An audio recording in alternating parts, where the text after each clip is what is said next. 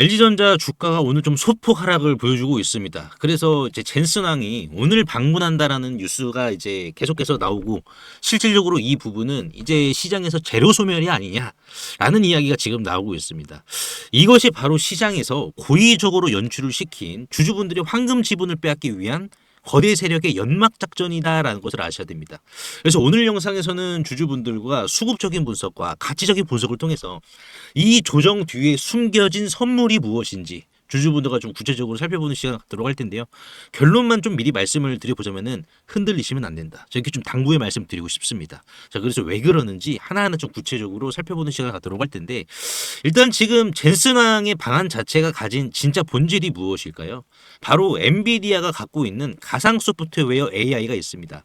아이작짐이라고 하는데, 이 아이작짐 AI 자체를 이제는 컴퓨터로 완벽하게 구현을 했어요. 컴퓨터로. 그러면은 컴퓨터로 구현하면은 여기에서 이제 어떻게 해야 되냐? 이거를 실제 로봇과 공장에서 적용을 해야 돼요. 그래서 지금 엔비디아의 방안이 가진 진짜 본질은 실질적으로 그냥 컴퓨터 속에 있었던 AI를 이제는 피지컬 AI로의 패러다임을 전환하기 위해 쏘아 올린 신호탄이다라는 겁니다. 자, 지금 여러분들 시대가 아시다시피 AI 쪽으로 변화를 했어요. 근데 중요하게 봐야 될 것은 AI로 변화를 한 이 과정에서 한 번 더 시대가 로봇으로 변화를 하는 거예요. 그러니까 지금 LG전자 입장에서도 단순히 세탁기나 뭐 냉장고만 꾸준히 우리가 팔겠다라고 하면은 실질적으로 젠슨왕이 만나주지도 않죠. 근데 지금 젠슨왕이 LG전자를 만나는 이유가 뭐가 되겠습니까? 본질적으로는 젠슨왕의 AI, 엔비디아 AI는 황금 그릇이에요. 이 황금 그릇에 제대로 된 음식을 이 그릇에다가 채우기 위해서 만나는 겁니다. 근데 이 황금 그릇에 아무 음식이나 들어갈 수가 있겠습니까? 여러분들? 아니에요. 정말 미슐랭에서 이 별 많이 받은 그러한 기업들의 내용물만 들어갈 수밖에 없고, 또한 엔비디아도 그거를 원한다라는 거예요. 그래서 LG전자를 만나는 겁니다. 이게 지금 포인트입니다. 그래서 지금 실질적으로 이제 젠슨왕이 방문을 한다. 뭐 테마주처럼 재료가 소멸이 아니라 뭐다? 재료의 탄생이라는 거예요.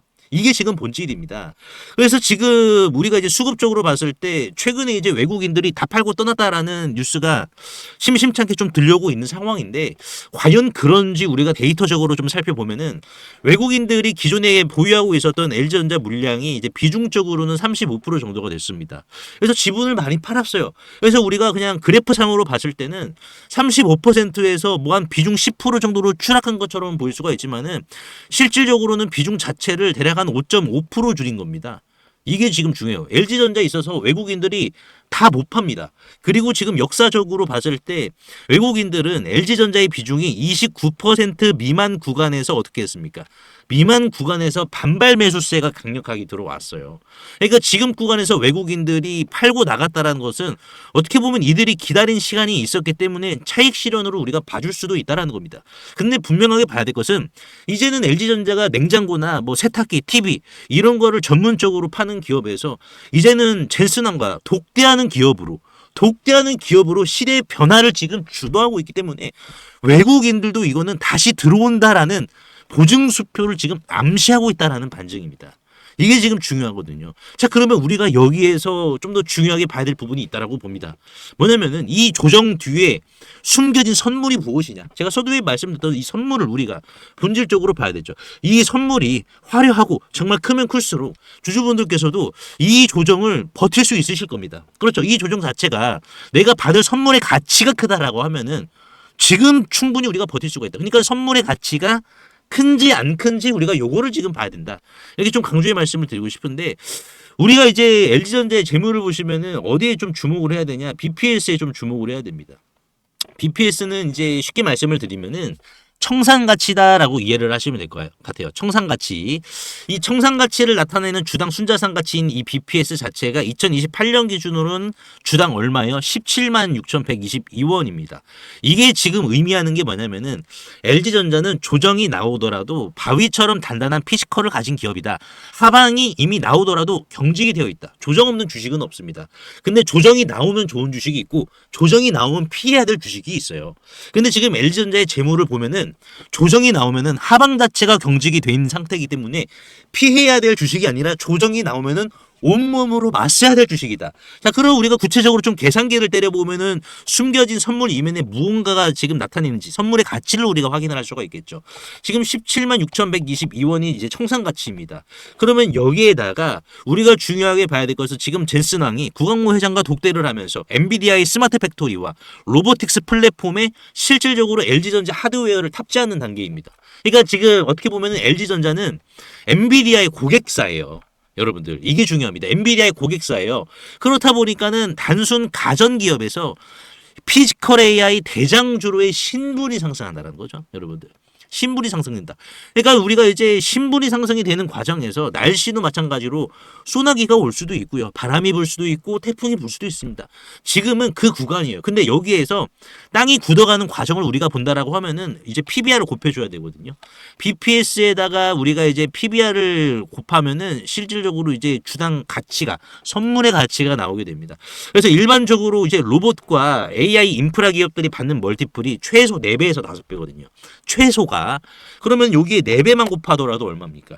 LG전자가 조정 뒤에 숨겨놓은 선물의 크기는 주당 70만 원이라는 것을 우리가 확인할 수 있어요. 최소치로 봤을 때. 그러면 넉넉하게 봤을 때 그냥 일반적으로 봤을 때는 얼마냐? PBR 7배 정도는 줄 수 있겠죠. 123만 원. 왜냐면은요. 지금 LG전자가 피지컬 AI만 하는 게 아니잖아요, 여러분들. 지금 이제 한미반도체 아시죠? HBM. HBM의 적층, 높이 쌓아 올리기 위해서 들어가는 장비가 TC본더잖아요. 한미반도체처럼. 근데 지금 TC본더에서 어떠한 본더로 이동이 되고 있어요. 하이브리드 본더로 이동이 되고 있습니다. LG전자는 그것도 해요. 로봇만 하는 게 아니에요. 그냥 미래의 병목이죠. 미래의 병목 자체를 지금 다 준비를 하고 있어요. 지금 레인보우 로보틱스를 보시면은요. 레인보우 로보틱스가 PBR이 몇 배입니까? 97배예요, 여러분들. 그럼 제가 LG전자에게 PBR 4배나 5배 준 거 자체가 과하게 준 건 아니잖아요. 그렇죠. 그래서 지금 재무에 확정된 BPS 17만 6,122원은 실질적으로 뭐다? 자본주의가 준비한 하락 이면에 숨겨진 선물이라는 거예요. 그러면 지금 주주분들께서는 방향은 잡혔으니까는 내가 팔아야 되나 끌고 가야 되나 그래도 고민하시는 주주분들께서 계신다라고 하면은 방향은 잡혔기 때문에 한 번 정도는 흔들기가 나올 수는 있지만은 우리가 여기에서 급등의 초입만 사수해서 대응하면 될 것 같아요. 왜? 외국인들이 계속해서 물량을 팔고 있다는 것은요. 역설적으로 주가가 올라갔을 때 팔 물량이 더 이상 나오지 않는다라는 것을 의미를 하고요. 팔 물량이 나오지 않는다라는 것은 주가가 더욱더 탄력적으로 올라갈 수 있다는 것을 의미를 해요. 그러면 이 과정에서 외국인들도 지분을 줄였기 때문에 어떻게 해야 되겠습니까? 오히려 더 사야겠죠. 수익을 보려면. 왜? 외국인들도 LG전자가 가치적인 분석으로 봤을 때 70만 원, 100만 원. 그러니까 SK하이닉스가 20만 원에서 지금 이제 200만 원까지 간 이유가 가치 분석이라는 지도를 통해서 확인을 했기 때문에 갈 수가 있었거든요. 이거는 SK하이닉스나 삼성전자만 그러는 게 아니라 LG전자도 마찬가지라는 겁니다. 오히려 삼성과 SK가 길을 뚫어줬기 때문에 LG전자는 그 뚫어준 길을 이제 걷기만 하면 돼요. 걸으면서 낫으로 잡초를 벨 필요가 없다라는 겁니다. 그러니까 지금 주주분들께서 하셔야 될 것은 급등의 초입만 보시면 돼요. 왜? 폭우가 내리면 내릴수록 비는 배수로라는 한 곳으로 몰리기 때문입니다. 그래서 우리는 이 배수로만 좀 선점하자. 그 지점이 급등의 초입이다. 어디까지 조정이 나올지는 몰라요. 근데 급등의 초입은 보여줬습니다. 그래서 제가 이러한 부분들을 매일매일 아침 6시 반 오전 방송 이후에 이제 뭐 출근 준비하시는 뭐 주주분들도 계시기 때문에 제가 문자까지 같이 남겨드리고 있습니다. 그래서 LG전자 같은 경우에는 저도 뭐 이 바닥에서 뭐 주당 얼마였습니까, 여러분들? LG전자 10만 원 미만에서 저도 말씀을 못 드렸어요. 여러분들. 근데 급등의 초입이 언제였다? 5월 14일이었습니다. 그래서 5월 14일 날에 제가 이렇게 말씀을 드렸던 게 LG전자 지금 사야 되나요? 말아야 되나요? 이런 이렇게 좀 질문이 많았어요. 정말 좋은 질문이죠. 그래서 저는 강조드린 게 급등의 길목을 이제 막 벗어난 주식이다. 그러니까 어디까지 밀릴지는 몰라요. 근데 분명하게 봐야 될 것은 급등의 길목은 우리가 선점을 할 수가 있어요. 그래서 이때 당시 유진투자증권에서 PBR 1.36배 줘가지고 목표가를 뭐 20만 원치로 이렇게 뭐 언급을 했었는데 저는 57만 원까지 보고 있다. 왜? 제가 말씀을 드린 대로 하이브리드 본더로만 PBR 4배 가치, 휴머노이드는 또 별개이기 때문에 늦은 게 아니라 시작이다. 그래서 5월 14일이 이제 요때였거든요. 좀 가까이서 보시면은 5월 14일이 이제 여기였습니다. 자, 요 자리였어요. 그 아침 8시 13분 프리장에서 이제 어느 정도 진행이 되고 있을 때 제가 20만 원 미만으로 좀 챙겨드렸습니다. 조정이 나올 때도 대응해드려서 쭉 올라갔죠. 이런 식으로. 그러니까 우리가 뭐 어디까지 떨어질지 모르겠지만은 급등의 초입은 잡을 수가 있어요. 그리고 이제 제가 LG전자뿐만 아니라 삼성전기도 제가 이제 4월 달부터 이제 48만 원부터 이렇게 말씀드렸거든요. 이런 식으로. 그러니까 삼성전기도 제가 48만 원 이하로 매수를 하셔야 된다는 이유 자체가 비싸지기 위한 초입이기 때문에. 그러니까 제가 여러분들께 단순히 얼마 때 가격, 이 가격 보세요. 이렇게 대충 말씀을 드리는 게 아닙니다. 심층 보고서 자료를 제가 조사한 내용들이 있어요. 왜 이 가격이고 왜 이 가격에 급등의 초입이 될 수밖에 없는지.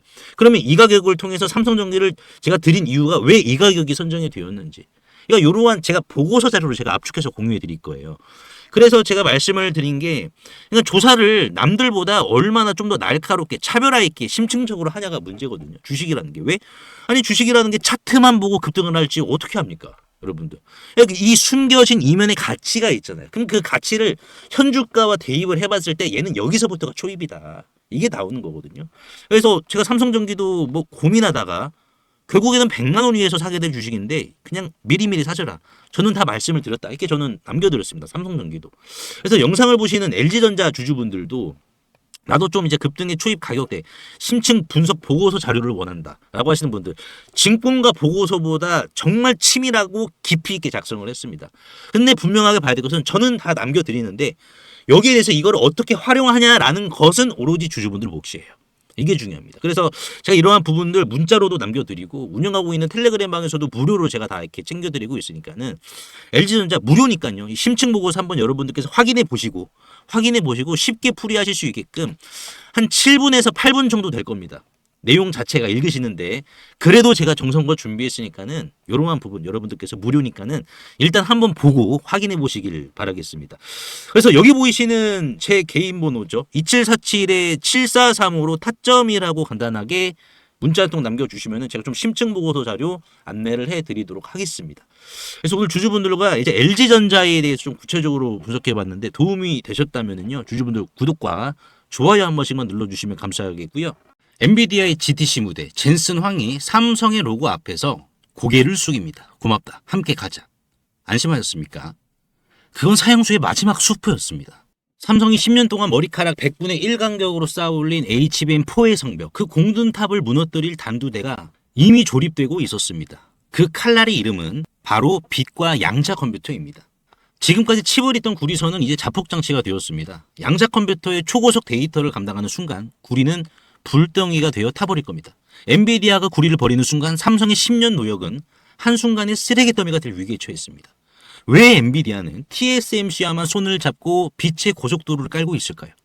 여기서 우리는 양자 컴퓨터를 먼저 이해를 해야 됩니다. 여기서 소름 돋는 질문 하나만 드리겠습니다. 전 세계 AI 시장을 씹어먹은 엔비디아가 대체 왜 아직 상용화도 안 된 양자 컴퓨터에 군침을 흘리는 걸까요? 단순한 기술적 호기심이 아닙니다. 이것은 제국의 생존 본능이에요. 아무리 뛰어난 엔비디아의 GPU라도 결국 물리적 한계가 뚜렷합니다. 책의 내용을 찾기 위해 1초에 수백만 페이지를 넘기는 괴물이죠. 하지만 양자 컴퓨터는 다릅니다. 양자 컴퓨터는 도서관에 있는 모든 책을 동시에 읽어버리는 신이에요. 젠슨 황의 진짜 공포는 바로 여기에 있습니다. 만약 누군가 완벽한 양자 컴퓨터를 독립적으로 완성을 한다면 엔비디아가 쌓아올린 3천조 원짜리 GPU 제국은 그날로 붕괴합니다. 슈퍼카를 아무리 잘 만들어도 순간 이동이 발명되면 끝나는 것과 같습니다. 그래서 젠슨 황은 무서운 결단을 내립니다. 신이 강림하기 전에 신의 목줄을 채워라. 엔비디아는 양자 컴퓨터를 철저히 GPU의 지시를 받는 보조 두뇌로 귀속시키기로 작정했습니다. 그게 바로 여의도 증권가에서도 보고서로 지목한 하이브리드 컴퓨팅 시대, 즉 NVQ링크의 정치입니다. GPU가 명령을 하고 양자 컴퓨터가 연산을 하는 절대 권력의 생태계죠. 그런데 이 원대한 계획에 우주 최악의 물리적 재앙이 발생합니다. 엔비디아의 GPU는 데이터를 씹어 삼키는 100도의 용광로예요. 그런데 그 파트너인 양자 컴퓨터는 어떻습니까? 영하 273도, 우주의 끝보다 더 차가운 절대 영도의 심해에서만 숨을 쉽니다. 자, 상상해보세요. 펄펄 끓는 용광로의 쇳물을 그대로 얼음 호수에 들이부으면 어떻게 될까요? 그 즉시 사방으로 비명이 터지며 모든 게 박살이 나겠죠. 지금 엔비디아가 처한 비극이 바로 이겁니다. 전기가 흐르면 불덩이가 되는 구리선으로 이 둘을 연결한다? 그건 양자 컴퓨터에게 사용 선고나 다름없습니다. 구리선을 타고 넘어온 그 미세한 열기 한 점이 양자 컴퓨터에 닿는 순간 수조 원짜리 양자 상태는 순식간에 증발하고 붕괴됩니다. 그럼 이제 어쩌겠습니까? 연결을 포기해야 할까요? 아니요. 젠슨왕은 인류가 단 한 번도 시도하지 않은 우주의 금기에 도전합니다. 용광로의 뜨거운 열기는 단 0.1도도 전달하지 않으면서 그 안에 핵심 데이터만 쏙 빼내서 절대 용도의 심해로 순간 이동시킬 유령의 통로. 열은 죽이고 속도만 살리는 우주에서 유일하게 질량도 온도도 없는 전령. 그래서 빛이어야만 했던 겁니다. 빛은 우주에서 유일하게 열을 동반하지 않는 전령입니다. 섭씨 100도의 GPU에서 폭발하는 데이터를 영하 273도의 양자 컴퓨터로 단 1도의 온도 상승 없이 꽂아 넣을 수 있는 유일한 통로. 이게 젠슨왕이 TSMC와 밀실에 들어가 광반도체의 가문에 명운을 건 진짜의 이유입니다. 양자 생태계를 노예로 삼으려는 엔비디아에게는 광반도체는 선택이 아니라 숨을 쉬기 위한 유일한 허파였던 것입니다. 자, 근데 여기서 소름 돋는 삼성의 반격이 시작이 됩니다. 엔비디아가 TSMC와 단둘이서 빛의 고속도로를 깔고 있을 때 삼성이 왜 가만히 보고만 있었을까요? 실력이 없어서요? 아니요. 진짜 노다지가 어디인지 알고 있었기 때문입니다. 이미 삼성이 역전을 했는데요. 쉽게 설명을 좀 해드릴게요. 엔비디아가 뚫은 빛의 노선은 집 밖에 깔린 100차선짜리 초고속 KTX 선로입니다. 번쩍번쩍하죠. 그런데 문제는 내 집 안방에서 그 기차역까지 가는 길이 질척질척한 진흙탕 흙길, 즉 1mm 구리선이다라는 겁니다. 왜 빛의 시대에 굳이 1mm 구리선을 남겨뒀을까요? 아무리 빛의 시대라 해도 칩 안에서 일어나는 모든 계산은 전기 신호로 이루어집니다. 칩 입장에서 데이터는 전기라는 액체 상태예요. 이걸 빛이라는 기체로 바꿔서 쏴주려면 반드시 광변족이라는 변환기, 즉 이 KTX 역을 거쳐야 됩니다. 문제는 이 칩에서 광변족이라는 KTX 역까지 가는 길입니다. 이 사이는 무조건 전기가 흘러야 하므로 물리적으로 구리선이 깔릴 수밖에 없어요. 엔비디아의 방식은 이 전기라는 액체를 빛이라는 기체로 바꿔주는 광변조기가 대문 밖 저 멀리 있습니다. 이게 엔비디아의 아킬레스건이자 지금도 해결하고 있는 취약점입니다. 반면 삼성은 이 800억짜리 기업과 손을 잡고 KTX 직통 터널을 오히려 내 안방 거실에 아예 박아버렸다는 거예요. 1mm의 구리길조차 지워버린 겁니다. 이게 엔비디아를 이미 역전시킨 삼성의 안방 직동 KTX입니다. 양자 컴퓨터를 곧바로 먹는 거예요. 내 집에서 엘리베이터 하나 타고 지하로 내려가면 바로 눈앞에 KTX 전용 직통 터널, 엘리베이터 이거를 통째로 박아버렸다는 거예요. 이거를 전문용어로 CPU, 내장형 광학이라고 합니다. 빛으로 바꿔주는 내 집에서 저 멀리 두는 게 아니라 반도체 심장 안에 찰싹 붙여서 하나로 조립을 해버린 겁니다. 이제 삼성의 데이터는 대문을 열고 KTX 역까지 택시나 버스를 탈 필요가 없어요.